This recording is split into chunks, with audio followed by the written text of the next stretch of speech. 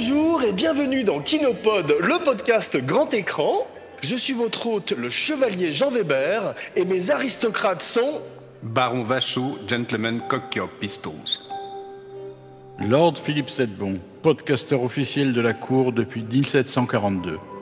Et aujourd'hui, tout ce que vous avez toujours voulu savoir sur Barry Lyndon sans jamais oser le demander. Ravi de vous retrouver, mes cinébuddies, pour ce podcast entièrement éclairé à la bougie et ce chef-d'œuvre de 1975 de Stanley Kubrick.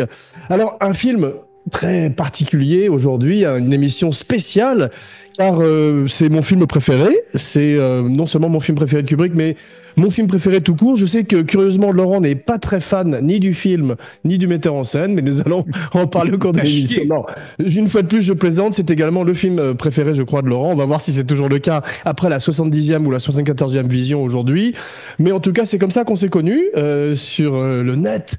Il y a des frères de sang, comme je disais, et puis il y a les frères de Barry Lyndon. Philippe, on s'est rencontrés à travers Les Gendarmes, la série des Gendarmes, et Laurent avec Barry Lyndon, voilà. Donc c'est aujourd'hui une émission, comme je dis, très spéciale.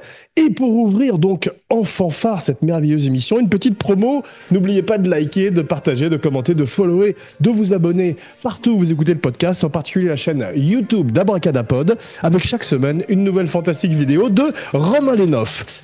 Et maintenant, c'est au tour de Philippe de Sedbon de nous résumer le film, le fameux pitch, comme si nous étions un gros producteur belge une fois, dans un ascenseur entre deux étages.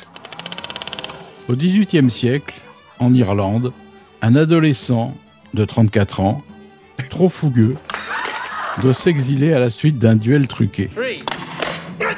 Il va gravir l'échelle sociale, puis en tomber en y perdant une jambe. Parfait, monseigneur. Ouais, et maintenant c'est au tour de Laurent de se mettre au clavecin et de nous raconter la genèse du chef-d'œuvre de Stanley Kubrick. Et on va essayer, Philippe et moi-même, d'en placer une de temps en temps.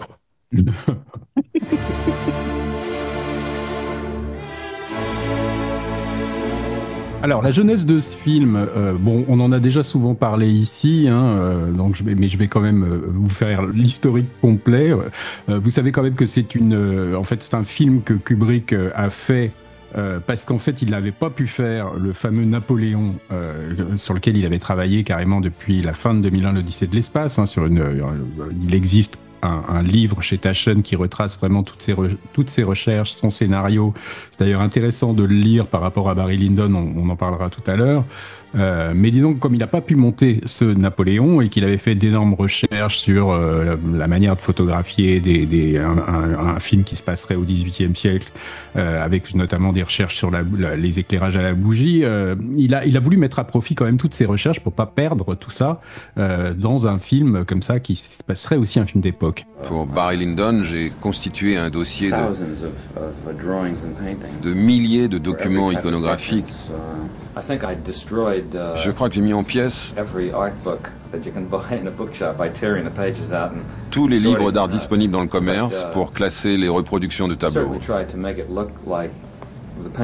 J'ai essayé de me rapprocher de la peinture, en fait. Parce qu'il avait toujours trouvé que les films d'époque avaient l'air assez faux. En tout cas, l'éclairage, la façon de mettre en scène une action comme ça dans un pays souvent européen comme ça. Il aimait pas, en fait, les films qu'il avait vus là-dessus. Donc, il voulait complètement faire un film avec une impression comme ça de jamais vu, qui donne au spectateur l'impression d'être au XVIIIe siècle. Et il disait souvent qu'il voulait que ça ait l'air d'un documentaire. Bon, je trouve pas du tout que Barry Lyndon soit tourné comme un documentaire. Il y a pas de caméra, enfin, il y a quelques moments de caméra à l'épaule, mais ça reste quand même beaucoup plus installé. La genèse, c'est en fait, on dirait qu'il a fait ce film comme ça pour ne pas perdre toute la recherche qu'il avait accumulée sur Napoléon. Alors pourquoi Barry Lyndon, c'est parce que Kubrick, c'est un grand lecteur, donc il lit beaucoup de livres, il lisait toujours beaucoup de livres entre deux projets, et il avait essayé de chercher des classiques. Et il avait lu un livre de William Thackeray, hein, qui était donc un contemporain de Dickens, qui est moins connu en France, hein, mais qui est très connu en Angleterre, qui s'appelait La Foire aux Vanités, hein, la fameuse Vanity Fair, hein, qui a donné son nom à un magazine célèbre. Mais bon, il voulait adapter Vanity Fair, et simplement, il trouvait que c'était beaucoup trop long et ça pouvait pas vraiment se condenser dans un film de 3 heures même. Donc, il s'est rabattu sur un livre beaucoup moins connu, hein, qui s'appelait donc Les Mémoires de Barry Lyndon, qui avait été publié en feuilleton à l'époque, hein, en 1844. Et qui racontait un peu une histoire similaire de celle de Vanity Fair, sauf que dans Vanity Fair, c'est un personnage féminin, dans Barry Lyndon, c'est donc un personnage masculin, sur ascension et chute, comme ça, d'un parvenu, un Irlandais qui essayait de pénétrer la société aristocratique anglaise pour se casser le nez et être expulsé. Donc il y trouvait un petit peu tout ce qu'il avait aimé dans La Destinée de Napoléon, hein, alors à toute proportion gardée. Mais moi, je trouve finalement que c'était une idée de génie, parce que de faire un film sur la destinée humaine à partir de Napoléon, je veux dire, ça aurait sûrement été intéressant de voir un Napoléon fait par Kubrick, mais voilà quoi, c'est un personnage mythique, légendaire, que tout le monde connaît. Là, il y a quelque chose d'assez extraordinaire de voir un film sur un nobody, hein, c'est-à-dire un personnage qui n'est rien, hein, que l'histoire n'a pas retenu. Bon, c'est un personnage fictif, mais on peut imaginer ce que pourrait être un Barry Lyndon, parce que Barry Lyndon, en fait, est inspiré d'un personnage qui a existé. Hein, Thackeray s'était inspiré d'un aventurier irlandais qui s'appelait Andrew Robinson Stoney, hein, qui est né en 1747 et qui est mort en 1810. Et Laurent, qui avait... une question, Laurent, avant que tu continues. Est-ce que tu as lu le livre de Thackeray? Oui, bien sûr, oui, j'ai lu le livre. Donc, tu nous parles peut-être un petit peu des différences. Est-ce que c'était plus proche, parce qu'apparemment c'était plus léger comme ton, est-ce que c'était plus proche d'une espèce de Tom Jones, comme ça, ou de cartouche? Oui, c'était plus ça, parce que les romans que Thackeray essayait de pasticher dans Barry Lyndon, c'était les romans de Fielding, hein, ou qui avaient inspiré Tom Jones, ces romans un peu picaresques anglais. Et des satires, il avait donc pris comme inspiration Thackeray un personnage qui avait vraiment existé et dont la femme, hein, qui était une aristocrate très masochiste, qui s'était entichée de lui, et pourtant il la tabassait, enfin il la traitait très mal, il la séquestrait dans son château. C'est beaucoup plus dur que ce qu'on voit dans Barry Lyndon. La comtesse, enfin je sais plus comment elle s'appelait, c'était quelqu'un en fait de la famille de la reine d'Angleterre. Hein. C'était quand même quelqu'un de très très haut placé. Et donc ce type était vraiment un type assez détestable. Et même dans le roman, hein, son traitement de Lady Lyndon est beaucoup plus dur que ce qu'on en voit dans le film, parce que je pense que Kubrick, au bout d'un moment, est quand même tombé un peu amoureux de son personnage, et à défaut de vouloir l'humaniser, il l'a quand même rendu moins terrible, hein, parce qu'il y a quand même son amour pour son fils. Enfin, il est quand même un petit peu plus humanisé que dans le roman. Will you tell me another story? I'll tell you another story tomorrow. Will you play cards with me tomorrow? Of course. Et dans le roman, surtout, il raconte son histoire à la première personne en modifiant beaucoup les faits, hein, en mentant beaucoup, en se prétendant descendant des rois d'Irlande. Enfin, il y a un effet comique comme ça sur un personnage complètement mytho qui raconte sa vie. Plus proche de Munchausen, c'est-à-dire qu'il raconte effectivement des choses qui n'existent pas. Donc, il voulait pas du tout un film qui soit comique, hein, ou du moins qui fasse comme ça, qui soit un pastiche. Donc, il voulait quand même un film assez sur la destinée humaine. Hein. Pourquoi Barry Lyndon est assez unique dans la filmo de Kubrick, parce que c'est le seul film qui embrasse tout l'arc de vie d'un personnage. Hein. On voit pas la naissance, mais enfin, il est quand même censé être au début du film. Ça a beau être Ryan O'Neal qui devait avoir 30, comme l'a dit Philippe, 32, 33 ans. Au début, il est censé avoir 17 ans, 18 ans. Hein, je veux dire, c'est très drôle ça dans le film. On va en parler d'ailleurs. Ça nous amène d'ailleurs. Marquise, si mon visage a quelques traits un peu vieux, dites-vous bien qu'à mon âge, vous ne vaudrez guère mieux. Philippe, le casting. Très bien. Casting, alors Ryan, on vient d'en parler, 34 ballets pour en jouer à quelqu'un qui a la moitié. Ça passe. On n'imagine pas une seconde que ce soit un adolescent au début, mais c'est pas très grave parce que on se dit qu'il faisait vieux à cette époque-là. Donc c'est un acteur de télé qui s'est fait connaître par Love Story. You look stupid and rich. Actually, I'm smart and poor. I'm smart and poor. What makes you so smart? I wouldn't go for coffee with you. Yeah, well, I wouldn't ask you. Well, that's what makes you stupid. Qui ensuite a fait des très beaux films avec Peter Bogdanovich, dont La Barbe à Papa, et qui a fait une carrière un peu brinque-ballante, pas formidable, qui s'est finie vraiment en couille quoi, sur la fin. Il faisait n'importe quoi. Mais c'est un acteur sympathique et je le trouve très bon dans quelques films, dont La Barbe à Papa, dont Barry Lyndon et dont Driver de Walter Hill. C'est un acteur qui s'en sortait finalement pas si mal que ça, alors qu'il a une réputation assez épouvantable auprès des cinéphiles. I don't think we should talk about it. Unless you're prepared to kill them. Oh man! Oh God! Oh man! Oh God! Oh man! Oh God! Oh man! Oh God! Oh man! Oh God! Qui considère que Et c'est dans un la vie acteur- aussi. Hein. Laurent va nous en parler un peu plus parce qu'on va rester, avant que tu ne passes aux autres acteurs du film, on va rester sur Ryan un petit peu plus. Et avant que tu continues à parler de lui, c'est vrai que Laurent, curieusement, sa performance, parce que moi j'ai été encore plus ému encore par sa performance cette fois-ci, mais elle a été très très critiquée en Amérique. My name's Redmond Barry. How do you do, Mr. Barry? Alors il y a peut-être de la dimension, comme on disait, de l'accent irlandais qui est un petit peu faillible par moments, qui nous échappe à nous Français. Mais moi, il m'a semblé au contraire extrêmement émouvant et c'est tout à fait. C'est un peu comme Tom Cruise, c'est des performances qui sont difficiles, passives et difficiles, hein. Dans Eyes Wide Shut. Il a été critiqué surtout parce que c'est essentiellement un cast d'acteurs anglais ou irlandais et que lui est un acteur américain qui, à l'époque, aux États-Unis, était extrêmement connu. Donc les gens avaient l'impression de voir tout d'un coup un acteur américain débarquer dans un univers anglais comme ça. Et qu'il avait Story, ouais, tout d'un coup. Alors qu'en fait, c'est exactement l'intention, hein, c'est-à-dire c'est de montrer que ce personnage est une sorte de fish out of water, c'est-à-dire le sujet du film, c'est ça, hein, quelque part. L'outsider, et en prenant un type qui était une sorte de star pour minette de l'époque, hein, puisque Ryan était connu pour Love Story, c'était un très beau mec qui était adulé par les adolescentes. Il y avait comme ça sûrement une intention commerciale, hein, parce qu'il fallait que le film soit quand même porté par une star, et surtout, il le présentait quand même à contre-emploi, quoi, puisque après, on voit quand même que le personnage se comporte très mal avec sa femme, tout ça. Donc, je pense que les fans comme ça transis de Ryan O'Neal, en voyant ce film, sont un peu tombés de haut, parce que c'est comme si on voyait Leonardo DiCaprio après Titanic, qui avait fait un film où il se comportait extrêmement mal avec les femmes. Voilà, ça aurait fait un peu le même choc, hein. Donc il y a eu un côté et puis le déceptif. film n'ayant pas connu le succès à la sortie, fait que tout le monde l'a rejeté un peu, dont Ryan O'Neal aussi. Ouais. Et son casting, il faut quand même, on raconte l'histoire, hein, elle est un peu connue, mais c'est pas du tout le comédien auquel Kubrick avait pensé en premier. Alors, il y a des histoires que j'ai jamais pu vraiment vérifier, parce que c'est compliqué après, hein, aujourd'hui, de vérifier des trucs, puisque la plupart des gens qui ont collaboré à ce film sont morts. C'est qu'il aurait écrit le scénario en pensant à Richard Harris. Ce qui est assez curieux, parce que Richard Harris était déjà quand même beaucoup trop âgé. T'imagines un adolescent au début, Richard Harris, buriné. Mais disons, quand tu vois les gravures du fameux personnage, là, Andrew Robinson Stoney, là, dont je parlais tout à l'heure, tu vois très bien Richard Harris dans ce rôle-là. C'est un type avec un physique beaucoup plus rugueux, tu vois. Et il voulait surtout un Irlandais de base. C'est-à-dire, Richard Harris est un acteur irlandais qui pouvait avoir le côté comme ça, vachement... Alors que Ryan ne dégage pas du tout ça. Lui, il a pris au contraire un type qui a un physique d'Angelo, un peu qui ressemble aux peintures de l'époque, mais justement pour cacher un petit peu la noirceur et la dureté du personnage derrière un physique extrêmement avenant, extrêmement séduisant, un peu lisse comme ça. Mais Harris, ça aurait pas du tout été la même chose, hein.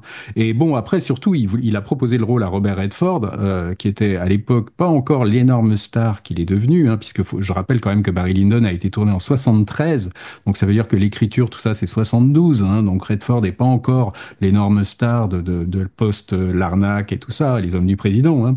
Et il a refusé. Il était allé le voir, paraît-il, Kubrick est allé voir Redford, paraît-il, sur le tournage de Gatsby et le Magnifique, qui curieusement se passait en Angleterre, hein, puisque c'est une histoire américaine, Gatsby, hein, mais il y a des scènes qui étaient tournées dans des demeures en Angleterre, et il paraît que Redford lui a dit qu'il n'était pas intéressé parce qu'il voulait déjà se passionner il était déjà dans la recherche sur les hommes du président, il voulait faire ça comme film. Bon, je sais pas, je pense plutôt que Redford a refusé parce que c'était pas un personnage qu'il aurait pu jouer, je pense, parce que Redford n'aimait pas jouer les personnages antipathiques, même si dans la première partie de Barry Lyndon, il est plutôt sympathique, il le devient quand même assez antipathique dans la deuxième partie, et Redford n'a jamais voulu jouer ça. Would you mind not smoking for a while? Redmond? Je pense qu'en fait, ça a été, comme on dit, a blessing in disguise, parce qu'on verrait Barry Lyndon aujourd'hui avec Robert Redford, je sais pas, ça ferait un film de Robert Redford, c'est-à-dire alors que Ryan, je trouve, se fond plus dans le paysage, finalement, comme il est aujourd'hui beaucoup moins connu. Je trouve qu'on croit plus au personnage que si on avait eu une superstar comme ça, qui était déjà marquée par d'autres rôles, hein. Donc du coup, oui, ça fait un casting qui, en France, a pas posé problème, hein, puisque le film a quand même été un énorme succès en France, hein. Il a fait, je sais pas, près de 4 millions d'entrées. Philippe, tu l'avais vu en salle à l'époque ou pas? Ouais. Et tu avais aimé le film ou comment le reçois-tu à travers le temps? Tu sais, on dit que les films changent avec le temps. Comment l'as-tu reçu lors de tes plusieurs visions J'ai successives? dû le voir 4, 5, 6 fois dans ma vie, et c'est un film, c'est très marrant parce que plus ça Tu l'as va, pas moins vu? je le trouve long et lent. C'est-à-dire qu'au Ah début, ouais, pour moi, c'était un pinceau admirable, mais quand même, ouais. c'est-à-dire j'y passais ma journée, quoi, tu vois, c'est-à-dire c'était long, long, long et tout. Et là, cette fois, je m'attendais à y passer la journée, j'avais pris des provisions, un plateau repas Comme ce et tout ça. podcast. Et en fait, non, le scénario est constamment en évolution et en mouvement. Il se passe Ouais, toujours quelque chose d'intéressant. Il y a pas de, ouais, je pensais que c'est très contemplatif, ça allait pas tant que ça. ouais. Bref, c'est-à-dire en fait, bah, je l'ai vu avec grand plaisir et sans m'ennuyer, ce qui m'a beaucoup surpris. Hmm. Surtout que c'est réputé pour être un film ennuyeux, puisqu'il y avait eu un pastiche très connu dans Mad Magazine qui s'appelait Bory Lyndon, qui veut dire bore, c'est ennuyé. Donc Bory Lyndon, je m'attendais un peu à ça, et ben pas du tout. C'est un film qui s'est amélioré, à mon avis, avec les années. C'est-à-dire que tout ce qu'on trouvait qui était des défauts dans son pas, en réalité, il avait trouvé son rythme. C'était pas un rythme adapté à 1975, c'est sûr. Mais aujourd'hui, avec les mini-séries, avec tu vois, les films, où tous les films font 3 heures, quoi, grosso modo, hein. Donc, ça va. Je trouve que ça va très bien et maintenant, je le reverrai, je pense, plus fréquemment. La première fois que je l'ai vu, ça devait être 1 ou 2 ans après la sortie officielle, parce que moi, comme je vivais pas à Paris, j'avais raté le film quand il était sorti. Mais bon, moi, j'étais assez jeune hein, quand je l'ai vu. Je l'ai dû le voir en 1977. Hein, donc en France, il est sorti en 76. Donc c'était l'année d'après. Et donc Ouais. moi, en 1977, j'avais 12, 13 ans. Et je me souviens quand même que j'avais pas, ça n'avait pas été une révélation. Comme disait Philippe, moi, je m'étais, je crois, un peu ennuyé. J'étais allé voir ça, je me souviens, avec des copains. Ouais. C'était pas tout à fait le genre de film qui m'avait emballé. Et je sais pas pourquoi.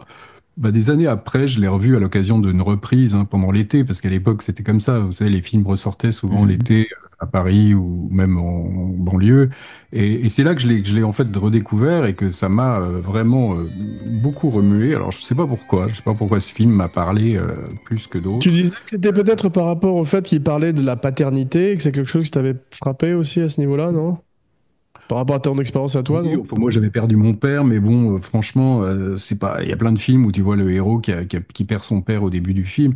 C'est pas franchement ça, je pense, qui m'a touché. Je pense que c'était de l'idée de ce personnage sur lequel s'abattait comme ça la fatalité, de Ouais. voir aussi comme ça la grandeur et la décadence. Je sais pas exactement ce qui a pu me parler autant, pourquoi je le revois autant, pourquoi ça me paraît être le meilleur film de l'histoire du cinéma. Ça, je pense que chacun peut avoir ses raisons.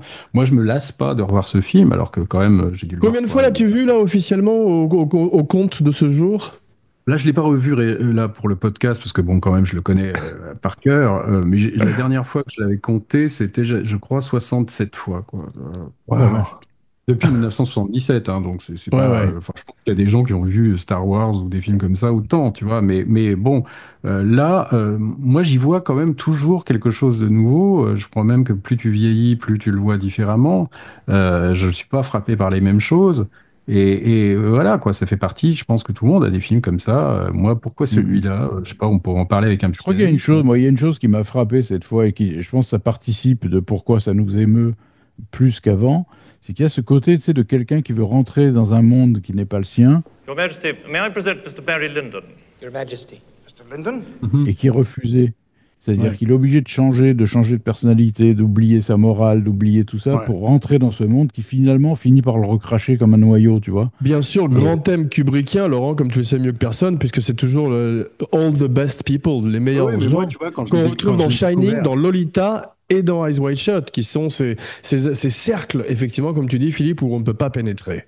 oui, mais tu sais, bon, quand tu le découvres, moi quand il m'a vraiment parlé, j'étais encore assez jeune, hein, je devais avoir 16 ans, je sais plus, mais j'avais pas encore vraiment lu des tas de choses sur Kubrick, donc j'avais pas vu encore tous ces films, donc je Ouais. pouvais pas vraiment montrer que, enfin, relier les films les uns aux autres, voir en quoi il était tout à fait kubrickien ou pas, ça, c'était pas encore à ce niveau-là, c'était franchement déjà, je pense, au niveau esthétique, parce que le film est absolument magnifique.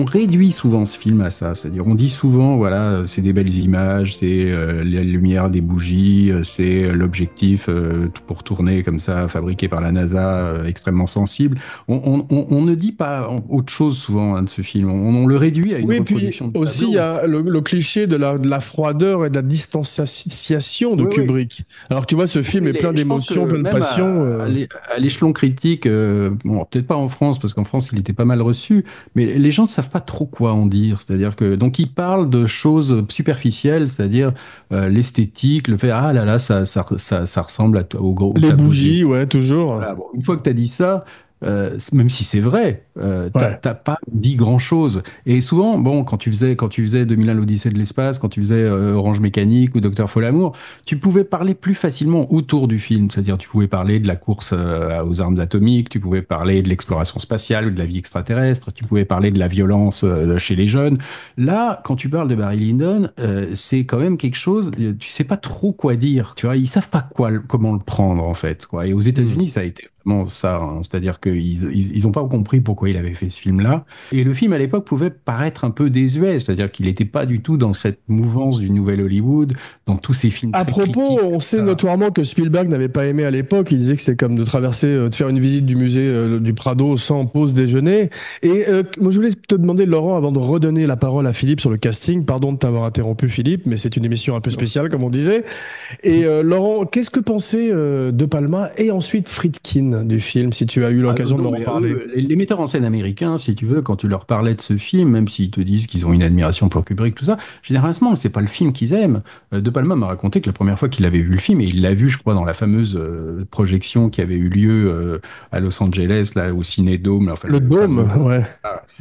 Il s'était terriblement ennuyé, il avait trouvé ça vraiment raté, et c'est pareil, des années après, il l'a redécouvert et il a trouvé que c'était un film extraordinaire, et aujourd'hui, il te dit que c'est pratiquement un de ses films préférés de Kubrick. Quand même, donc réévalué par lui aussi, ouais. Non, Friedkin, lui, il n'aimait pas du tout Barry Lyndon, il n'aimait pas du tout Eyes Wide Shut, par contre, il adorait 2001, il adorait l'Ultime Razia, Les Sentiers de la Gloire.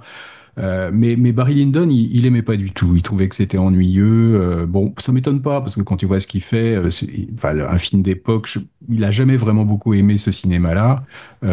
Donc voilà, ça parlait pas à sa sensibilité. Je pense après qu'ils essayent pas d'aller plus loin. C'est-à-dire qu'ils essayent pas de comprendre pourquoi, qu'est-ce qu'il y a derrière ce film. Et moi, ce qui m'intéresse maintenant, c'est quand j'en parle souvent, c'est de parler au-delà du côté esthétique, c'est-à-dire de parler au-delà il y en a qui réduisent ça à comme un film de James Ivory, tu vois. Ouais, alors que moi, ce qui m'a frappé, c'est à quel point, comme tous les autres films de Kubrick, il gagne une autre résonance avec le temps. Shining, quand tu le voyais pendant le Covid, c'est tout à fait la même chose. Celui-là nous parle effectivement du monde politique, de ses intrigues, et ces gens du XVIIIe siècle sont les mêmes qu'aujourd'hui, de même que les gens de Schnitzer sont les mêmes que dans Eyes Wide Shut. C'est-à-dire qu'il nous montre que c'est les êtres humains. Et derrière ces perruques et ces poudres, etc., il y a une sauvagerie qui gronde, et c'est magnifique, ouais. Philippe, parle-nous un peu du casting du film. S'il te plaît. Brillantissime à tous les niveaux, ou en tout cas, même si les acteurs sont pas des grands acteurs, ils sont bien choisis. Je pense par exemple à Marisa Berenson qui est irremplaçable dans le film, hein. On l'avait aperçu dans Cabaret, dans Mort à Venise. Ouais. C'était un mannequin. À l'origine, c'était un top modèle. On dirait qu'elle est née pour jouer ce rôle, quoi. C'est-à-dire, c'est ce qui restera d'elle, et c'est quand même très étonnant, ce regard vide, cette longue silhouette qui avance lentement. Elle est belle, elle est d'une grande beauté. Elle est dans un rêve. Elle évolue dans un rêve, quoi. Elle est fantastique, je trouve, dans le film. Laurent, j'ai l'impression qu'elle a quand même souffert aussi, autant que presque chez les Duval, dans la mesure où elle a été séquestrée pendant des mois dans un château pour devenir pâle comme une marquise. Et puis surtout, le fait que quand elle est dans une baignoire, elle a dû rester là pendant toute la journée, c'est dur. Oui, non, mais en dehors de ça, je pense que le casting avait surpris à l'époque parce que c'est pas une grande actrice, elle est pas connue pour des performances, tu vois, c'est surtout, on la prenait pour son physique, enfin pour et surtout son allure aristocrate, parce que c'était une femme qui fréquentait beaucoup les salons, la haute société, donc je pense qu'il l'a castée aussi pour ça, mais elle avait pas un palmarès en tant qu'actrice éblouissant. Come in.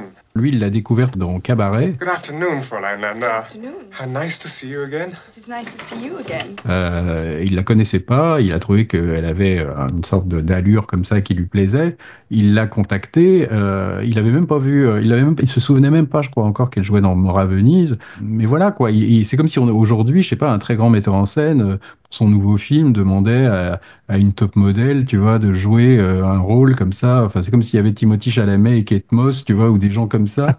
Mais elle joue très bien. Je trouve qu'elle joue formidablement bien parce qu'elle doit jouer la tristesse, la dévastation, la dépression et elle le fait bien. Là, c'est pas facile. C'est une actrice. Si tu regardes bien, elle a pas grand chose à faire, quoi. C'est-à-dire elle a 12 répliques dans le film quand même, hein, 12 répliques de dialogue. Lord Bullingdon, have you lost your tongue? Avec 12 répliques, elle arrive quand même à impacter le spectateur, mais souvent par des mines un peu mélancoliques, elle pleure beaucoup, elle fait la femme trompée, tu vois. Enfin, mais sur le plan des scènes dialoguées, d'abord c'est un film assez peu dialogué, hein, genre quand tu regardes les scènes de dialogue, il y en a quand même pas énormément par rapport à même ce que c'était dans le scénario original, puisqu'il y a beaucoup de narrateurs qui racontent l'histoire comme ça en voix off. Mais voilà, elle arrive à faire quand même une grande impression, alors que sur le papier, il n'y a pas grand-chose. Hein. Donc, quelque part, elle n'est pas si mauvaise que ça, parce qu'il y a beaucoup de gens qui critiquent ses talents d'actrice. Alors, c'est pas une actrice extraordinaire, mais je crois qu'il n'avait pas besoin de ça pour ce qu'il voulait faire, quoi. C'est-à-dire, je pense pas qu'il aurait pris Isabelle Adjani ou, enfin, je sais pas, n'importe... il fallait déjà quelqu'un qui ait l'air comme ça, aristocrate, mais je crois pas qu'elle est anglaise. Hein. Je crois elle est américaine aussi, Marissa Berenson, de nationalité. Il me semble. Et du coup, elle a quelque chose comme ça, elle correspond tout à fait au physique de l'époque, hein, et ça c'était important, je pense, pour esthétiquement, il fallait qu'elle se rapproche un petit peu de ces physiques qu'on peut voir, comme ça, de ces comtesses anglaises un peu pâles.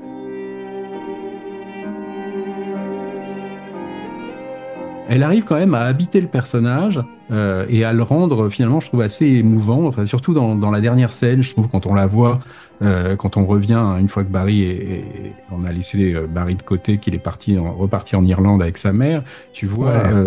Ces plans où elle est dans son château, comme ça, avec les autres qui lui ont remis le grappin dessus, hein, Lord Bullingdon, son chapelain, le comptable et tout, qui lui font finalement faire la même chose que ce que Barry lui faisait faire, c'est-à-dire signer des chèques, hein, c'est-à-dire qu'elle est réduite à cette fonction-là.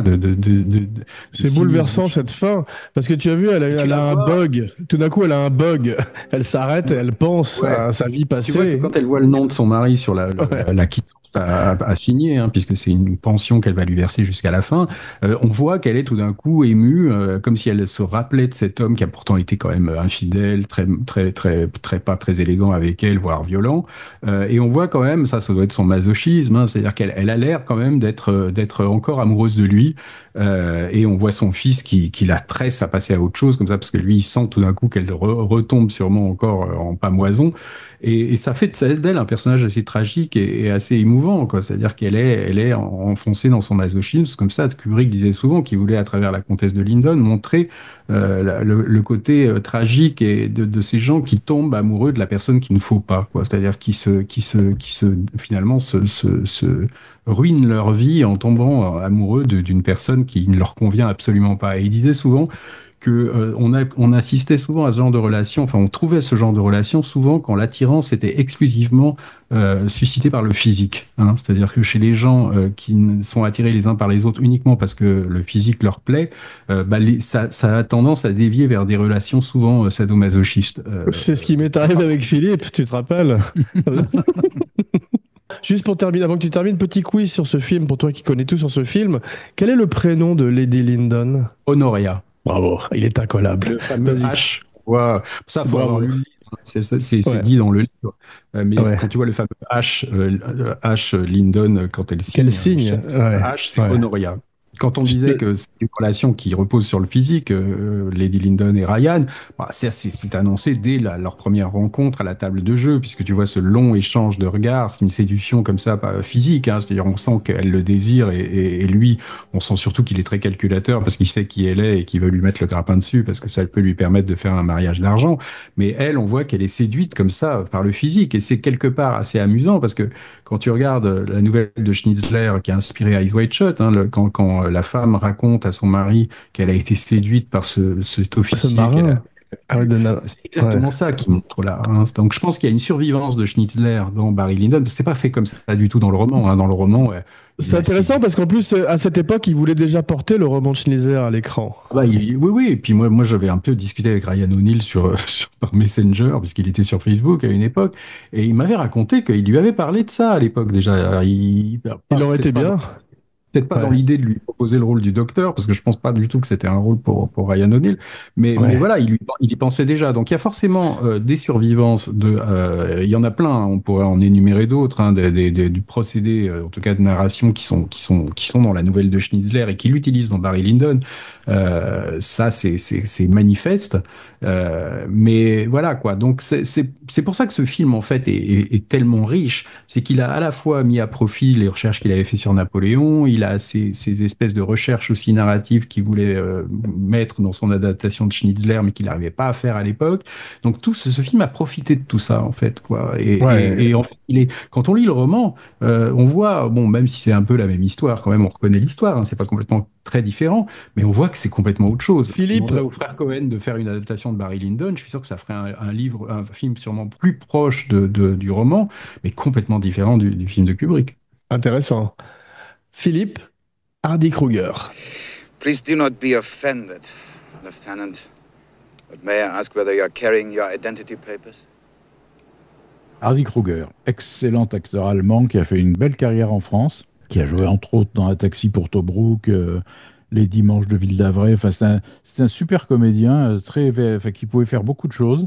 Un physique un peu à la Steve McQueen germanique, très intéressant. Et là, c'est une vraie composition. Il joue un officier polonais intelligent, calculateur. Prussien. Prussien, pardon.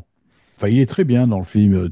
Il est à la fois sympathique et menaçant. Enfin, c'est un très bon personnage. Laurent, quel est l'acteur allemand que Hardy Kruger remplace? Oscar Werner, qui était. Oscar Werner, c'est ça. L'acteur qui joue dans Fahrenheit 451 de Truffaut et dans Jules et Jim aussi. Quoi. Alors ça, c'est une grande tradition chez Kubrick, qui remplace des acteurs pendant le film. Il paraît qu'il a remplacé 50 acteurs.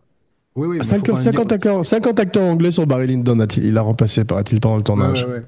Et Oscar Werner, c'est quand même aussi un acteur à qui il avait proposé de jouer Napoléon. Hein. C'est ça qui est assez étrange, à l'époque où ça aurait dû être Audrey Hepburn, Joséphine et Oscar Werner, Napoléon, son premier casting, hein, juste après. Hein. Et donc, il a viré Oscar Werner parce que je crois qu'Oscar Werner supportait pas de recommencer 50 fois les prises. Donc c'est comme Harvey Keitel sur Eyes Wide Shut, quoi. C'est exactement comme Harvey Keitel dans Eyes Wide Shut. Donc il l'a viré et il a pris donc Hardy Kruger qui est parfait dans le film. Quoi. Magnifique. Oscar Werner, ça il est sublime parce que tu as vu, il a l'air rusé et on voit à quel moment il se rend compte que Barry ment. I suspected you this morning and your lies and folly have confirmed this to me. You pretend to carry dispatches to a general who has been dead these 10 months. Ce qui est marrant, c'est qu'après, Hardy Kruger et Ryan O'Neill, ils ont refait un film ensemble quasiment l'année d'après, mais ils n'ont aucune scène ensemble. Hein. C'est un peu trop loin de Richard Attenborough. C'est vrai, ouais.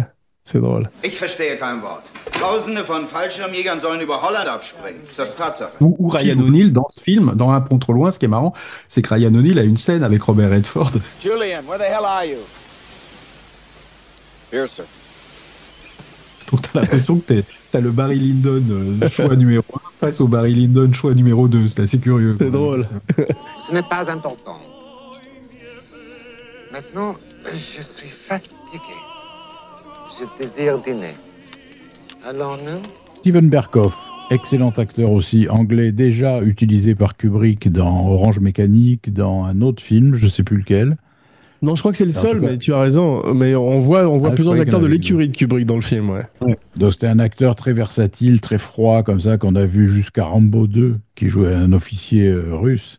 C'est un acteur étonnant, avec les yeux très clairs, un visage d'officier nazi, quoi, faut bien dire. Il est parfait, en noble, absolument dégénéré, qui refuse de payer ses dettes. Enfin, c'est un personnage assez odieux, et il le remplit parfaitement.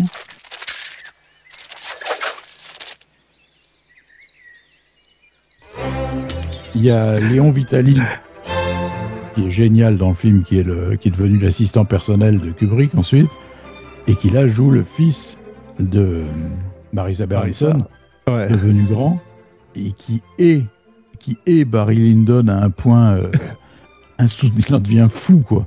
Et il est formidable là-dedans. Il a le visage déformé, il a une grosse bouche tordue par la colère et la haine. Il est fantastique, je trouve, dans le film. I have borne as long as mortal could endure the ill treatment of the insolent Irish upstart whom you have taken into your bed. Et la scène du duel, où il se fait dessus carrément, quoi. Tellement il a peur. Tu trouves pas qu'il a un côté Kinski un peu par moment Et puis aussi, Laurent, on parlait des physiques et des visages que Kubrick aimait bien. Il a un côté, bien sûr, McDowell quand même, beaucoup. Oui, puis il a ce côté un peu rockstar anglaise, tu vois, Brian Jones. C'est ça. Enfin, tu le verrais tout à fait dans un biopic. D'ailleurs, quand il dit à la fin I didn't get satisfaction, je pensais qu'il allait chanter I can't get no satisfaction. Mais il y a un truc que rend très bien. Enfin, c'est une volonté de Kubrick évidemment, mais il passe pour un personnage absolument horrible, Léon Vitali dans le film. Alors que si tu regardes avec un peu de recul, il a parfaitement raison de penser ce qu'il pense. C'est vrai. Tu vois ce que je veux dire ? C'est vrai. Ça fait c'est partie juste de la parce qu'il est antipathique. Ça fait partie de la perversité dans le choix de casting de Kubrick, parce que logiquement, le spectateur devrait plutôt s'identifier à Vitali, tu vois, et à vouloir foutre dehors cet horrible Barry qui est en train de dilapider la fortune familiale et qui traite très mal. Logiquement, un cinéaste conventionnel aurait joué cette carte-là, tu vois. C'est vrai. Et là, c'est le contraire. Et en plus, pour le rôle, il prend Barry Lyndon, qui est joué par un type plutôt très beau, tu vois, et l'autre qui a un physique beaucoup plus difficile, tu vois, enfin, sans être laid, qui est quand même beaucoup... T'as l'impression que t'es plutôt quand même, malgré tout, malgré Barry qui se comporte mal, t'as plutôt envie quand même que ce soit Bullingdon qui se fasse buter par Barry. Comme dans Shining, tu te dis que chez les Duval a tout à fait raison, enfin avec Nicholson qui est fou, mais quelque part, elle est tellement horripilante, moi je trouve, dans Shining, que t'as envie que l'autre la coupe en tranche mince, si tu veux. Là, je te suis peut-être pas sur ce terrain-là, mais en tous les cas, je suis d'accord pour Vitali. Et Kubrick pousse la perversion jusqu'à caster Bullingdon jeune avec un enfant qui ressemble à Damien dans La Malédiction avec une perruque blonde, t'as vu? My father was Sir Charles Lyndon. I have not forgotten him if others have. Et alors, vous savez qu'au départ, puisque dans le roman, Bullingdon a un rôle beaucoup moins grand, quand il a commencé à tourner avec Léon Vitali, donc qu'il a trouvé par casting, hein, qui jouait dans des dramatiques télé à l'époque, bah, il l'a trouvé tellement bon qu'il a étoffé son rôle dans le scénario, puisqu'il faut quand même voir que Barry Lyndon est un film dont le scénario s'écrivait au jour le jour. Hein, j'adore ces histoires où on étoffe les rôles des gens, tu sais, ça j'adore ça. Oui, parce que le scénario original, tu peux le voir, il est disponible sur Internet, c'est une adaptation assez plate du roman, hein, où il reprend toutes les scènes du roman, avec Barry qui raconte son histoire en voix off, ça n'a plus rien à voir avec le scénario original de la rencontre entre Lady Lyndon et Barry, c'est Barry qui récite des poèmes, qui arrête pas de parler tout le temps. Bah, c'est comme The Shining, quand on lit le livre de ta chaîne, on se rend compte que les films à l'arrivée sont très différents de ceux des films au départ, parce qu'ils expliquent aussi les 300 jours de tournage, quand même. Oui, mais il y a pas dans le roman et dans le scénario, il y a pas le duel à la fin entre Barry et Bullingdon. C'est pas du tout ça. C'est que Bullingdon revient, il le fout dehors, et il se retrouve en prison. C'est comme dans le roman. Là, est-ce qu'il perd une jambe? Pardon, spoiler alert, il perd une jambe dans le livre? Pas du tout, non. Incroyable. Non, ça c'est dans le film. C'est fort. Donc du coup, il a trouvé finalement. Alors c'est peut-être pour ça, hein, parce qu'à force de, mais t'imagines quand même écrire le scénario d'un film comme ça tout en tournant, ce que ça doit représenter, parce qu'il veut dire qu'ils se sont lancés avec un scénario qui était complètement. Bah, ça fait penser à Gladiator aussi, où ils ont 30 pages en partant sur le tournage. Ouais. Et du coup, il a trouvé qu'il y avait une logique de ce dernier duel, puisque le film est quand même beaucoup construit sur des scènes symétriques qui se répondent, et que ça faisait écho au duel avec le Capitaine Queen au départ, hein, où Barry, cette fois, était dans la place du Capitaine Queen, alors que l'autre était à la place de lui jeune, hein, puisqu'il refuse de s'excuser et tout ça, donc on voit un comportement similaire. Et ça paraît pourtant, quand tu regardes le film, tu as l'impression que c'est d'une logique et de construction absolument imparable, et tout ça, c'est fait au jour le jour en tournant. Incroyable. Ça, c'est spectaculaire. Quand on sait l'importance d'un scénario, Philippe, se dire qu'ils partent comme ça, c'est incroyable, quoi. Finissons le casting. Il y a l'excellent Patrick Magee, qui est étonnamment sobre dans le film, avec son bandeau noir sur l'œil et ses mouches sur la figure, et qui est très très bien en espèce d'escroc, joueur de cartes, tricheur, professionnel et tout, très très beau rôle, et qui prend Barry sous son aile. Et jusqu'à un moment où Barry devient Patrick Magee. My orders are to escort you to the frontier and see you safely across the border. But I'm not going to the frontier. I'm going to the Austrian ambassador's house. Il y a des interprétations de ce film qui sont complètement délirantes, où on t'explique qu'en gros, Maggie, enfin le chevalier de Bali-Bari est homosexuel, si tu veux, et que Barry est son mignon. La scène des cartes, tu sais, on les voit jouer aux cartes ensemble, etc. On peut penser à ça, hein. Tu vois, ce vieux type très raffiné et tout ça, et à côté, tu as le petit mignon qui distribue les cartes. C'est possible. On peut y penser. Et t'as quand même, bon, ça, moi je pense que c'est complètement, tu sais, il y a aussi les deux officiers homosexuels dans la rivière. Oui, mais ça, c'est toujours chez Kubrick, les homosexuels sont très parodiques. Quand tu regardes Alan Cummings qui ressemble au révérend Runt, en parlant de visage qu'il aime bien, il est très parodique dans Eyes Wide Shut. Sans aller jusque-là, si tu veux, comme c'est un film quand même qui commence par la mort du père et que c'est un personnage qui est montré en quête de père, hein, donc de père de substitution, puisque même Hardy Kruger peut être vu comme ça à un moment, hein, comme une sorte de père de substitution. I've only 100 guineas left to give you. For I lost the rest at cards last night. Hogan, son témoin. Merveilleux acteur. Tué pendant la guerre, il est aussi une fille. Donc c'est une suite de substituts paternels comme ça qui se trouvent, hein, et le chevalier est le dernier, et tout ça disparaît au moment où lui, après fait son mariage, devient lui-même père, hein. Donc là, il n'y a plus de substitut paternel. D'ailleurs, le chevalier disparaît de manière assez abrupte du film, hein. C'est-à-dire que tu vois, il est son témoin au mariage, c'est là la dernière fois qu'on le voit, hein, et après, tu ne le vois plus. Tu ne sais même plus ce qu'il est devenu. Il y avait beaucoup plus de choses, hein, sur le chevalier, hein. C'est-à-dire qu'il en a même tourné. C'est-à-dire qu'il disait au revoir pendant le mariage, après le mariage. Et tu avais surtout une scène après où qu'il avait tourné, hein, paraît-il, où le chevalier se faisait tuer par des bandits de grand chemin, si tu veux, qui assiégeaient sa calèche. Et normalement, il y avait Barry dedans aussi, hein. Dans le roman, il y a Barry. Alors, il disparaissait. Sublime scène à propos de bandits de grand chemin avec le capitaine Finet, qui est extraordinaire. How do you do? I'm Captain Feeney. Captain Feeney. Je pense que ça aurait été aussi une manière de faire une autre scène symétrique. Un écho, ouais. Mais bon, le film était déjà très long. Est-ce que c'est vrai, Laurent, à propos de scènes coupées, qu'il y a eu une scène d'amour entre Lady Lyndon et Barry qui a été coupée au montage? Il y a même la photo que tu trouves où tu les vois nus tous les deux. Incroyable. C'est clair, où ils sont en train de faire l'amour. J'ose pas imaginer où est la bougie. Ouais. Non, il avait prévu de faire une scène d'amour, et en fait c'était une scène qui venait, je crois, pas à la scène où ils se rencontrent, hein. C'était une scène où quand il vient de dire je m'excuse, tu sais, quand elle est dans son bain et qu'elle quelle scène aussi. Normalement, il y avait la scène où il refaisait l'amour après, quoi, si tu veux, et c'était à ce moment-là que cette scène venait. Mais ce qui est rigolo, c'est qu'il a tourné, on parlait de la mort du chevalier, là, qui n'est plus dans l'histoire, mais souvent il a tourné des scènes qu'il a coupées, ou qu'il a tourné différemment dans d'autres décors, dans d'autres configurations. C'est-à-dire, vous savez, la fameuse scène où il rencontre une jeune Allemande. Sprechen Sie English?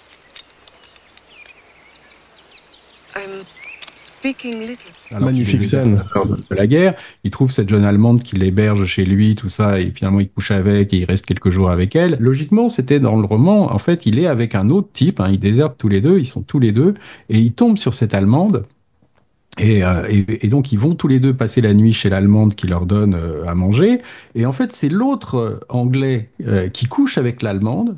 Et Barry, pendant ce temps, lui piquait son uniforme enfin, le truc d'officier. C'était là qu'il y avait le vol du truc, tu vois. C'était un officier, en fait, avec qui il était. C'était pas la désertion, là, c'était qu'il se retrouvait à errer comme ça après une bataille. Et donc, en fait, pendant que l'autre était en train de sauter l'Allemande, tu voyais Barry qui lui volait son uniforme et qui donc partait sur la route après comme ça et rencontrait le capitaine Ponsdorf. Et donc il a complètement rechangé cette scène après en enlevant le personnage. Je voudrais tirer un petit coup de chapeau quand même à Milena Canonero, à John Alcott et à Ken Adam qui participent de la splendeur de ce qu'on voit à l'image. Alors c'est vrai que c'est absolument incroyable ce film. Il y a des films qui vous donnent envie de faire du cinéma et puis il y a d'autres qui vous donnent envie d'arrêter. Celui-là, tu peux pas te dire que tu vas pouvoir faire mieux quand tu vois ça. C'est incroyable, quoi. C'est surtout un film où je pense que ça n'existerait plus aujourd'hui. C'est-à-dire que je crois pas que d'abord ce film se ferait, même avec un grand metteur en scène. Et puis je pense qu'on le fabriquerait plus pareil parce que c'est une époque de cinéastes qui n'existe plus. Il y a peut-être encore Ridley Scott, tu vois, mais les films de Ridley Scott n'ont pas la même si dans la facture, ça peut être comme ça, il n'y a pas cette méticulosité. Justement, Laurent, à propos de Ridley Scott, je dois en profiter pour te poser une question. Est-ce que c'est une légende urbaine que le premier plan du film est tourné par Tony Scott? Barry's father had been bred, like many other young sons of a genteel family, to the profession of the law. Alors, il paraît que oui. Moi, j'avais eu des sources assez sérieuses qui disaient que c'était Tony Scott qui avait tourné le premier plan. Tu savais ça, Philippe? Oui, j'ai entendu parler, ouais. Ah ouais, c'est dingue quand même.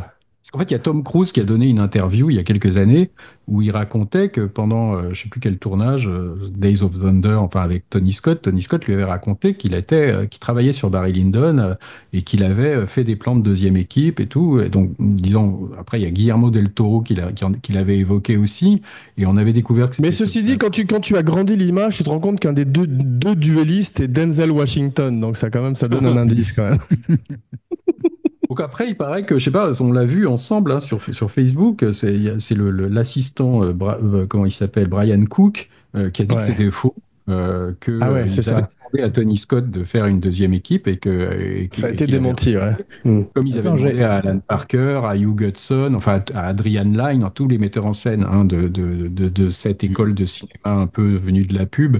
Brian Cook les connaissait tous très bien puisqu'il avait travaillé avec eux sur des pubs, et c'était à eux qu'il avait demandé de faire les deuxièmes équipes et ils avaient refusé. En fait, et Brian Cook raconte que c'est lui qui a tourné ce premier plan. Alors donc Tony Scott est plus là pour répondre. Mais moi, j'avais demandé à Ryan O'Neal si c'était vrai, et il m'avait dit que lui, de toute façon, il n'était pas là pour le tournage de ce plan-là, et qu'il n'avait jamais vu Tony Scott sur le tournage.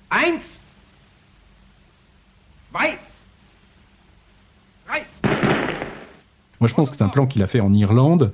Ils sont partis d'Irlande précipitamment à cause des menaces de l'IRA, et probablement qu'il a demandé à des assistants de retourner en Irlande tourner ces plans-là. Et voilà, quoi, ça s'est fait sûrement comme ça. Et en fait, ils ont tourné.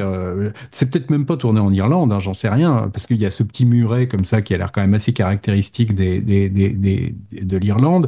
Mais ils ont tourné en Écosse, ils ont tourné tous les plans de seconde équipe en Hollande et en Allemagne, tu vois. Donc il y a eu une équipe de une équipe qui a tourné comme ça même tu sais les plans où tu vois Barry à cheval qui après être parti de chez l'Allemande traverse un village, tout ça en fait c'est pas Ryan O'Neal, c'est un mec qui est sur avec une doublure, et ils ont tourné ça en Europe dans des villages, dans la campagne, quoi. Philippe, tu voulais dire quelque chose? Non, oui, je voulais dire, j'avais pas tout à fait fini avec le casting, parce qu'il y en a un dont on n'a pas parlé, qui pour moi est un des meilleurs du film. C'est Leonard Rossiter, Léonard Rossiter, qui joue le capitaine John Finn. Non, comment il s'appelle? John Quinn, qui est un personnage fantastique de comédie, qui est un espèce de vantard, pleutre, couard. Il est fantastique. Mais il danse bien. Il danse très bien. Mais il est grotesque en même temps. Tout le temps. Et il est fantastique, je trouve. Parce qu'il apporte une vraie vis comica dans ce qui est la seule, d'ailleurs, du film, pratiquement, tout en étant absolument détestable. Et c'est... moi, il m'a ravi à cette vision du film. Je me suis dit, putain, quel acteur, quoi. Tu savais, Laurent, qu'il avait joué, le pétoman dans un biopic à la télévision, Leonard Rossiter.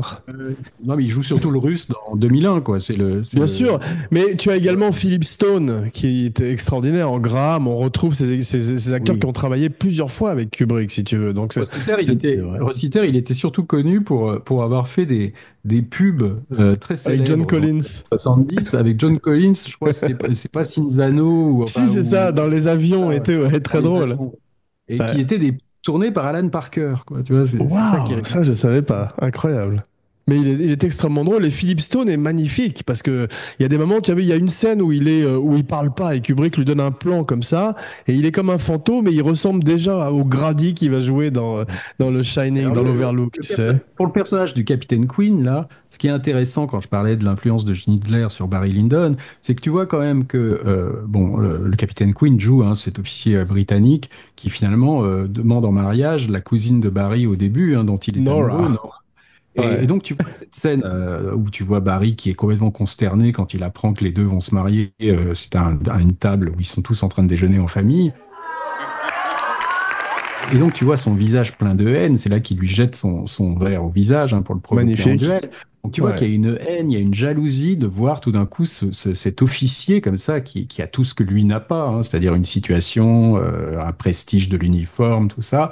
Et donc tu as ce personnage comme ça qui est jaloux, qui est contre cet officier britannique, on sent qu'il le hait. Et ce qui est drôle après, c'est que tu vois, quand il rencontre la jeune Allemande, hein, dans cette scène qui, bizarrement, aurait pu être coupée du film, hein, c'est-à-dire que tu pourrais tout à fait enlever cette scène, ça change rien à la narration du film, c'est un personnage qui revient pas, mais tu peux te dire, mais pourquoi il a gardé cette scène, puisque finalement, c'est une scène comme ça, très anecdotique, et tu te dis, en fait, que dans cette scène, c'est lui, tout d'un coup, qui est l'officier allemand, même si c'est un faux officier, puisqu'il a volé cet uniforme, et qui suscite le désir chez une jeune femme, tu vois. C'est-à-dire qu'il est devenu le capitaine Queen, c'est-à-dire il joue le capitaine. Dans la scène avec l'Allemande, il y a une autre symétrie du film, c'est qu'il y a un bébé qui vole la vedette à tout le monde. Lord Bullingdon, you have insulted your father. Madam, you have insulted my father. Et ça se passe aussi après quand le bébé se met à pleurer plus tard avec Lady Lyndon. Oui, et si vous regardez bien comment c'est fait, il y a une symétrie qui est d'autant plus forte qu'elle rappelle la partie de cartes avec Nora au début, puisque si vous voyez bien la partie de cartes avec Nora, ça commence en fait sur une statue de chérubin. Absolument. Il y a un zoom arrière et t'entends un roulement de tonnerre puisqu'il pleut dehors. Et si tu regardes la scène chez l'Allemande, tu vois ce chérubin et t'entends le tonnerre, si tu veux. C'est une manière aussi, tu vois, de faire que les scènes... relier les scènes. Laurent, quiz numéro 2, quel est le nom du jeu de cartes auquel Barry et sa cousine Nora jouent? Alors, c'est un nom irlandais qui s'appelle Killarney, non, ou un truc comme ça. Killarney. Voilà. Bravo. Alors, le film est marqué par toute une série de duels absolument magnifiques, au pistolet, à l'épée, et ça, c'est vraiment extraordinaire. On verrait que Ridley Scott, dont tu parlais, ferait un hommage à ça avec les duellistes. You leave us alone, please.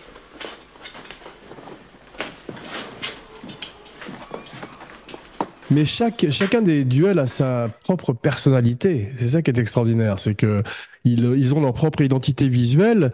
Et tu parlais aussi des scènes où tout d'un coup on passe en caméra à l'épaule, et c'est Kubrick quand tout d'un coup Pat Roach fait ce combat de boxe extraordinaire. Tu sais, Pat Roach qui s'est battu contre James Bond, contre Indiana Jones, tout d'un coup affronte Barry Lyndon avant tout cela, et c'est très bien filmé. Ça rappelle La femme avec les chats dans Orange Mécanique, puisque c'est une fois de plus Kubrick surtout, à la caméra. Tu sais qui a coaché Ryan O'Neal pour la scène de boxe? Non. Oui, je crois que c'est pour la boxe, non, moi je savais pour l'épée. C'est Charles Bronson. C'est vrai? Ouais, ils étaient très copains depuis un tournage d'une série qui s'appelait Empire. Et il se voyait tout le temps depuis la série, et il lui est allé lui demander d'abord comment il se faisait pour se renforcer les muscles pour cette scène, tu vois. Extraordinaire. Et les mouvements de boxe et les machins. Donc en fait, ça vient de Bronson, ouais. Ah, c'est drôle. Bronson n'était pas sur le tournage. Non, pas du tout. Non, ils ont fait ça en privé dans une salle de gymnastique, tu vois, entre eux, quoi. Ah ouais. Mais ce qui est marrant, c'est que Bronson, en fait, était l'acteur préféré du chauffeur de Kubrick, Emilio, tu vois. Et quand Kubrick lui demandait ce qu'il avait pensé de Shining, parce qu'il montrait souvent ses films à son chauffeur, qui était quand même un type pas très cultivé cinématographiquement, mais il aimait voir les réactions comme ça du public de base. Il paraît que quand il avait vu Shining, Emilio lui aurait dit: j'ai pas été très convaincu par Jack Nicholson. Pourquoi vous avez pas pris Charles Bronson, Stanley, pour jouer ce personnage? Et pareil que l'autre était genre... Bronson en Jack Torrance, ça va être extraordinaire. Impassible. Et en Barry Lyndon, encore mieux. Mais Philippe, tu as fait un Photoshop de Bronson en Barry Lyndon qui est extraordinaire. Donc, quand on parlait de la caméra portée à l'épaule, c'est d'autant plus fort ici parce qu'il y a une esthétique qui, au contraire, tu vois, extrêmement... c'est souvent statique, tu vois, des zooms arrière. Et quand tu as tout d'un coup cette caméra portée qui fait irruption comme ça, ça déstabilise, et ça correspond à tout d'un coup l'irruption du pulsionnel.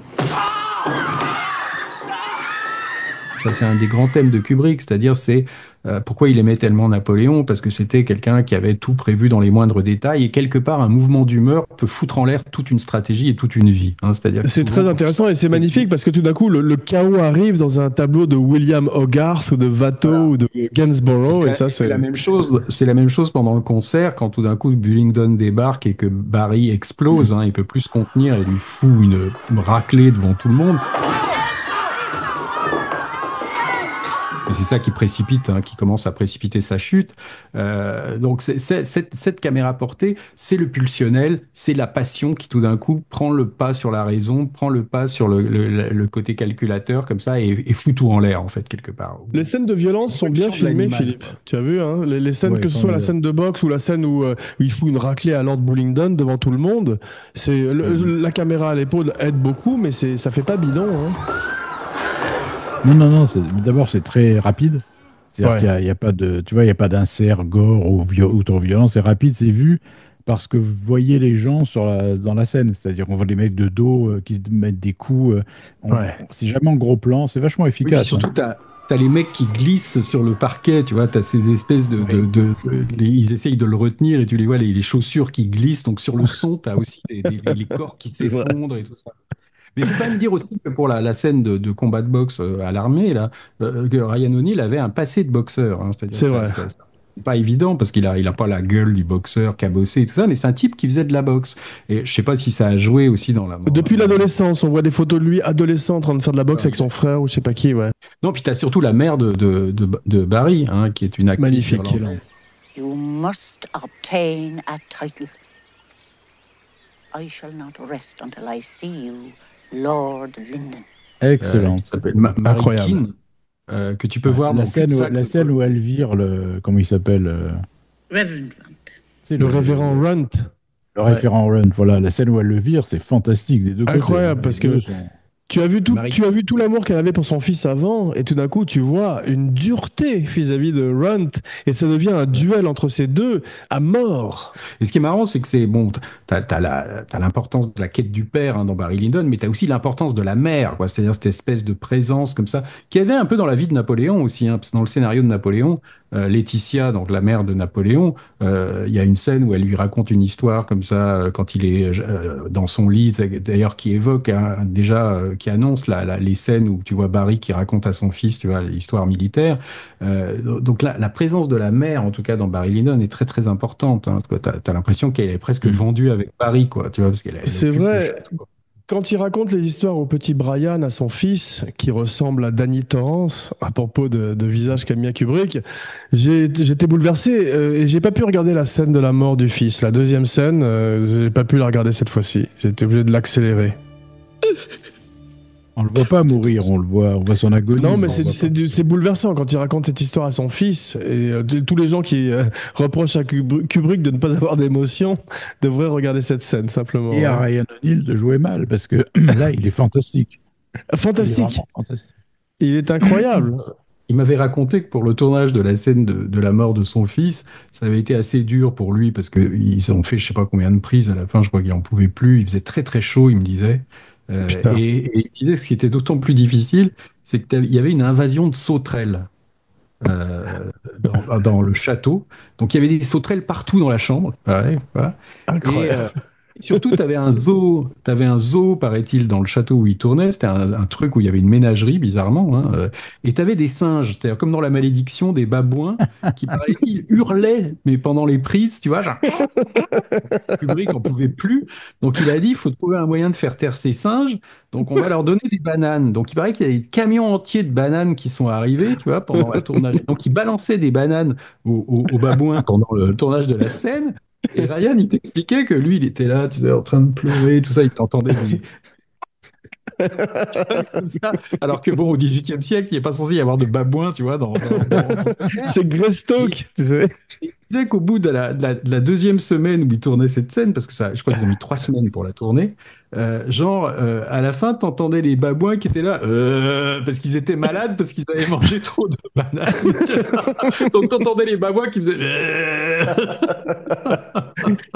Prochain film de Pixar, Les babouins de Barry Lyndon.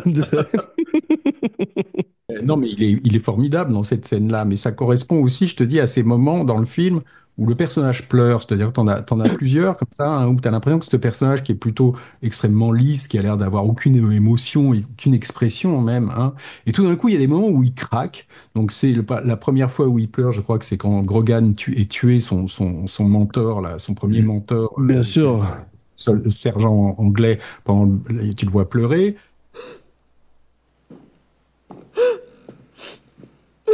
Il y a, quand il voit le chevalier Balibari, il pleure aussi, et quand son fils meurt, c'est-à-dire qu'à des grands moments point charnière, comme ça, tu vois, le personnage craque et pleure. Tu vois, quoi, avec, comme tu disais, le motif du cheval qui revient depuis le début avec le père jusqu'à la mort du fils, et qui est très important à travers le film, effectivement. Oui, ça c'est un truc que Kubrick a apporté, qui n'est pas du tout dans le roman, hein. C'est-à-dire c'était de montrer que ce qui lance le Barry Lyndon, hein, c'est la mort du père, et à cause d'un achat de chevaux, hein. C'est-à-dire que le père est tué. Jusqu'au cheval volé par le capitaine Finet aussi, qui est très important dans sa destinée. Volé par le capitaine Finet, le cheval qui vole à l'officier anglais pour pouvoir déserter, et le cheval qui tue Brian. Donc c'est-à-dire qu'à chaque fois, c'est un cheval qui est responsable des grandes charnières de la vie de Barry. C'est une manière de montrer qu'une bête de somme complètement insignifiante peut en fait décider d'une vie. Donc là, c'est un espèce de point comme ça ironique, hein, que Kubrick aimait bien sur la destinée humaine. Mais ça, c'est l'importance du cheval aussi, et on retrouve des parallèles entre Barry Lyndon et le western. Quand tu vois qu'il traverse ce village avec cette femme allemande et tout, il y a un côté western, et dans les westerns, quand tu voles un cheval, tu te fais pendre, donc c'est quelque chose de très important aussi.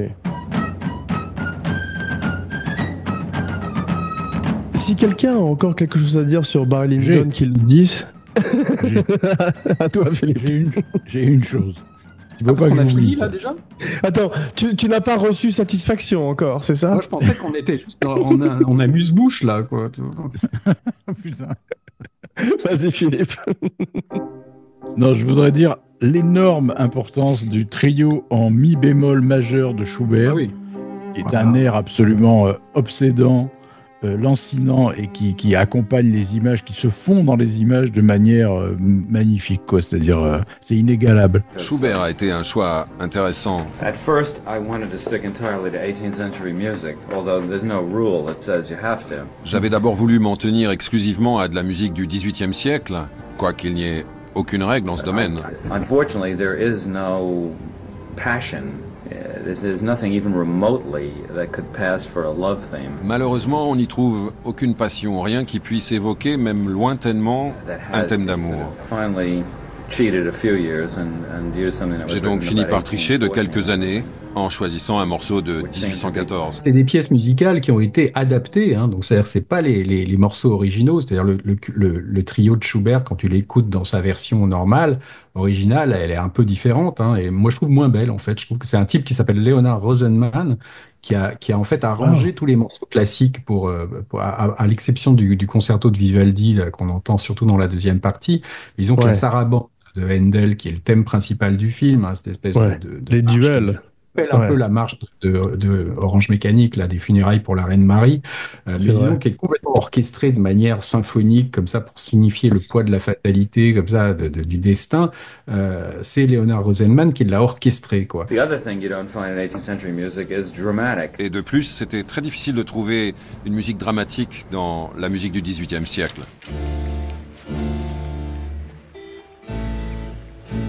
Nous avons longuement discuté l'orchestration de Handel. I actually heard this played on a guitar. It seemed to me the nearest thing that you could come to Morricone. En fait, quand je l'ai entendu jouer à la guitare, c'était ce qui se rapprochait le plus d'Ennio Morricone. Et donc le trio de Schubert, c'est la même chose. Mais donc ça fait une bande originale. L'importance de la musique dans ce film est considérable, hein, que ce soit la musique irlandaise que tu entends au début avec les Chieftains, le fameux groupe les Chieftains, hein, qui est un groupe folklorique irlandais. Les femmes d'Irlande, The Women of Your Ireland, qui a été repris, qui a fait un tube des années plus tard, t'as vu? Les pièces musicales plus classiques, après, que ce soit Mozart, Schubert. Et donc, il a triché de quelques années, hein, puisque le trio de Schubert a été écrit vers 1815.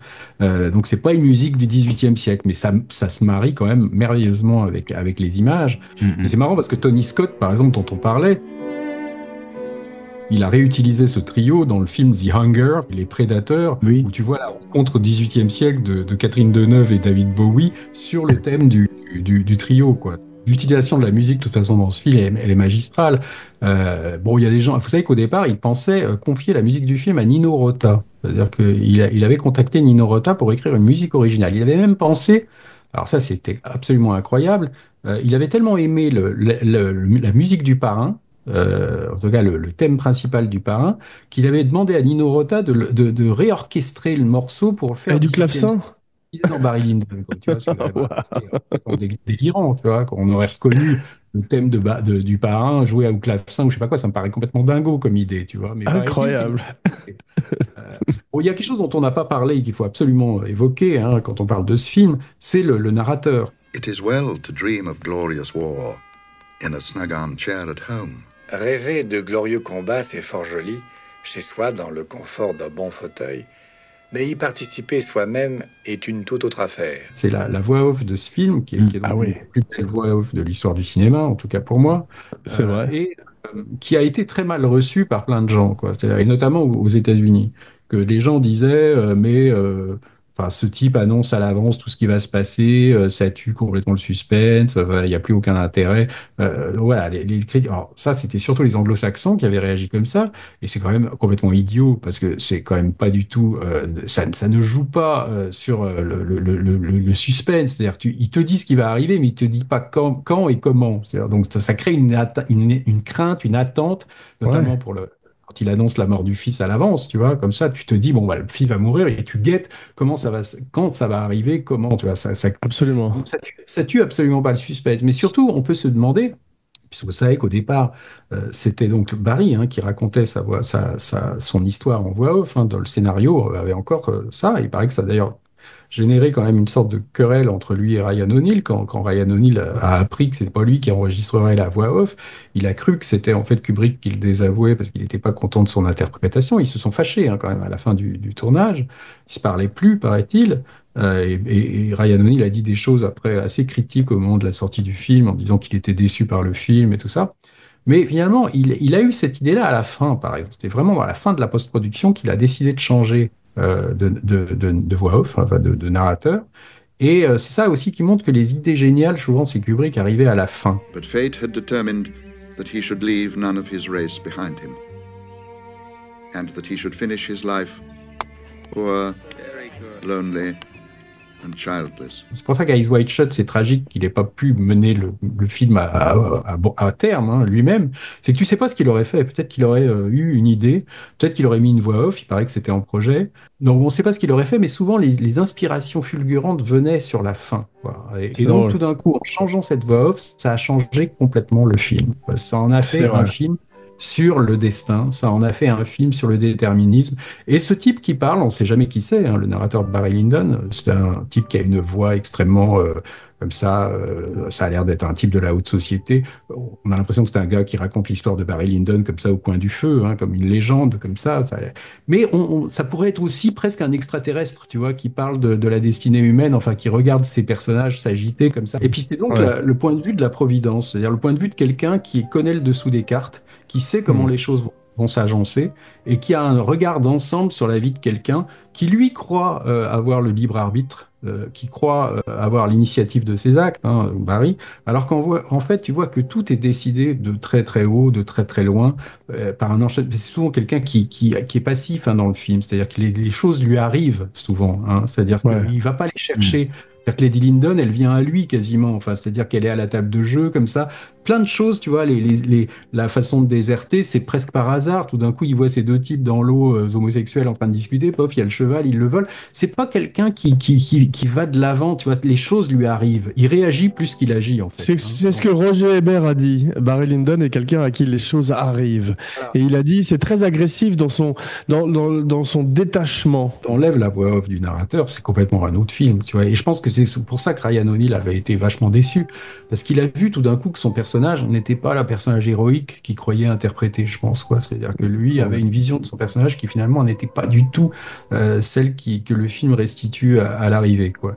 Et on peut comprendre qu'un acteur américain comme ça se dit, je suis le héros de l'histoire, tu vois, c'est moi. Et là, il voyait finalement l'histoire d'un type qui était ramené presque à un insecte. C'est-à-dire, presque tu peux regarder dans le côté cosmique, hein, puisque 2001 était aussi déjà un film sur le temps et l'espace, mais Barry Lyndon finalement est pas si différent. C'est-à-dire que c'est un film aussi qui montre à quel point on est des créatures insectes à l'échelle du temps, on peut être balayé. Mais à la fin, tous ces gens, tu sais, ont l'air de papillons épinglés dans des musées, en fait, si tu veux. C'est vrai que le sens de l'épilogue, hein, quand tu vois à la fin la phrase de l'épilogue en disant que tous les personnages sont égaux à présent, même les maîtres et les valets.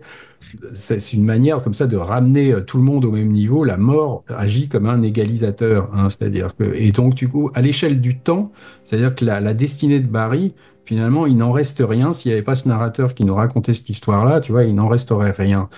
Et le film, en fait, a tendance stylistiquement aussi à appuyer ça. C'est-à-dire que tu vois que les superproductions ou les épopées hollywoodiennes, enfin, ce que le cinéma hollywoodien ou anglo-américain a l'habitude de faire, que ce soit Laurence d'Arabie, des choses comme ça, quand tu dépeins la vie d'un personnage historique, c'est que tu as tendance à le rendre bigger than life, tu as tendance à le magnifier, à le rendre plus...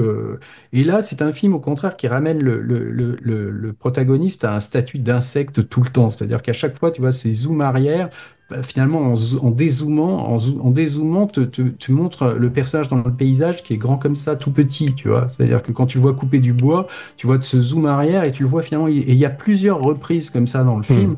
Figure où tu le vois, même quand après avoir tabassé Lord Bullingdon, il est mélancolique comme ça, accoudé à un petit pont. Et tu vois après le zoom qui commence arrière et il est perdu, on le voit presque plus à la fin. Hein. C'est-à-dire donc ça, c'est une manière de ramener le personnage à une échelle cosmique. Hein. C'est-à-dire c'est ça aussi qui différencie le film. Tu te dis James Ivory aurait jamais fait ça, tu vois. Bien d'accord. Philippe, c'est Charles Bronson qui lui a appris à couper du bois, tu sais, après les 7 mercenaires, c'est lui qui...